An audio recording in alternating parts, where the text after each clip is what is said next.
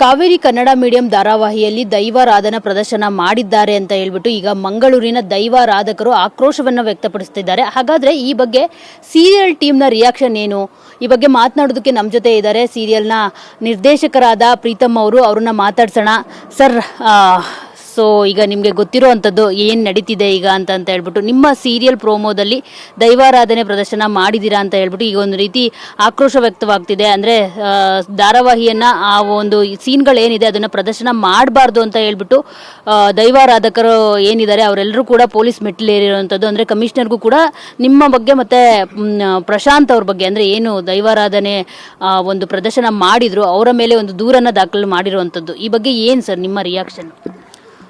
ನಮಸ್ತೆ, ನನ್ನ ಹೆಸರು ಪ್ರೀತಮ್ ಶೆಟ್ಟಿ. ನಾನು ಈ ಮಾತಾಡೋ ಮುಂಚೆ ಒಂದು 2 ನಿಮಿಷ ನನ್ನ ಬಗ್ಗೆ ನಾನೊಂದು ಮಾತಾಡೋಕ್ಕೆ ಇಷ್ಟಪಡ್ತೀನಿ. ನಾನು ಈ ರಂಗಕ್ಕೆ ಬಂದು 20 ವರ್ಷ ಆಯಿತು. ಲಾಸ್ಟ್ 20 ವರ್ಷದಿಂದ ಮಾಡ್ತಿದ್ದೀನಿ. 2019ರಲ್ಲಿ ನಾನೊಂದು ಪಿಂಗಾರ ಅಂತ ಒಂದು ಸಿನಿಮಾ ಮಾಡಿದೆ. ದೈವಾರಾಧನೆ ಮೇಲೇ ಸಿನಿಮಾ ಮಾಡಿದ್ದದು.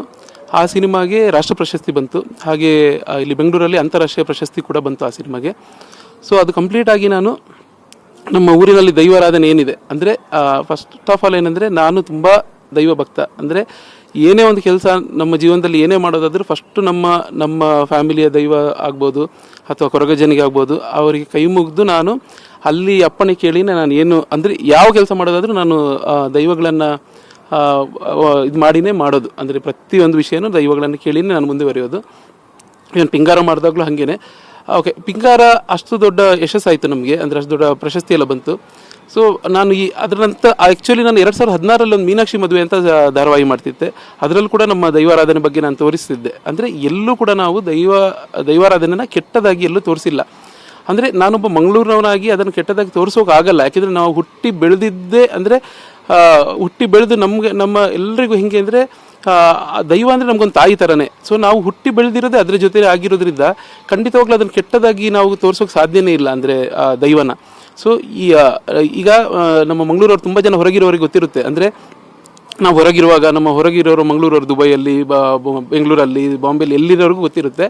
ಏನಂದರೆ ಎಲ್ರಿಗೂ ಏನು ಕೇಳ್ತಾರೆ ಅಂದರೆ, ಓಕೆ ನಿಮ್ಮ ಕಡೆ ಎಲ್ಲ ದೈವ ಶಕ್ತಿ ಇದೆಯಲ್ಲ, ದೈವ ಅದು ಏನು ಅಂತ. ಸೊ ನಾವು ಅದನ್ನು ಎಷ್ಟು ಖುಷಿಯಾಗಿ ಅದನ್ನು ಹೇಳ್ತೀವಿ ಅಂದರೆ, ನಮ್ಮದು ದೈವಗಳಂದರೆ ಅದು ಹಂಗೆ ಶಕ್ತಿ ಇದೆ, ಅದಕ್ಕಷ್ಟು ಪವರ್ ಇದೆ, ಕೊರಗಜ್ಜೆ ಅಂದರೆ ಹಾಗೆ, ಅಂದರೆ ಪ್ರತಿಯೊಂದು ವಿಷಯನ ನಾವು ತುಂಬ ಪಂಜುರ್ಲಿ ದೇವರು ಅಂದರೆ ಹಂಗೆ ತುಂಬ ಇದರಲ್ಲಿ ಹೇಳ್ತೀವಿ. ಅಂದರೆ ಅದು ನಮ್ಗೆ ಭಾರಿ ಖುಷಿಯ ವಿಚಾರ.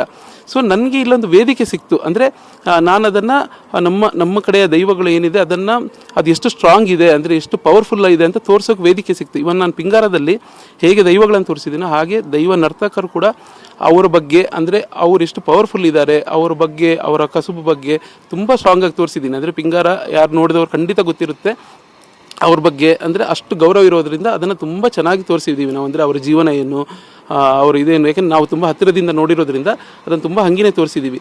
ಈ ಧಾರಾವಾಹಿಯಲ್ಲಿ ಕೂಡ, ಈ ಧಾರಾವಾಹಿ ಮಾಡಿದಾಗ ಸ್ಪೆಷಲಿ ಈ ಧಾರಾವಾಹಿ ಮಂಗಳೂರು ಕತೆ, ಈ ಧಾರಾವಾಹಿ ಕಂಪ್ಲೀಟ್ ಮಂಗಳೂರು ಕತೆ ಈ ಧಾರಾವಾಹಿ.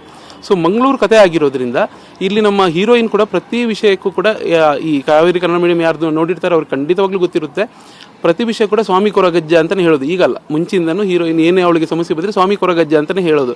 ಸೊ ಇದು ಮಂಗಳೂರು ಬೇಸು.